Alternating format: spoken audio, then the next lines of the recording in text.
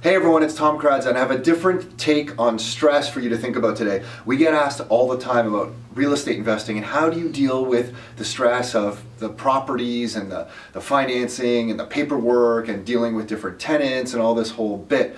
And here's our response to that. In life, when you're trying to build wealth in your own life, you're going to deal with stress. In the career that I was in earlier in the software world, I was dealing with more and more stress. And if you handle more responsibility, typically more responsibility is given to you, and then the pay increases that come with that come along with it. So you end up handling more stress in your life any direction you go when you're trying to, say, make some money for yourself. So the thinking that we had was, if we're going to deal with stress anyway, why would we climb up the corporate ladder? Maybe we should just go and start our own business and deal with that stress, and start investing in properties and deal with that stress, because you're going to deal with stress one way or another. So that was our thinking, and that's part of the reason that we went down the path that we're going. So our response back to anyone who's thinking about dealing with stress with properties is, map out your future in your life right now.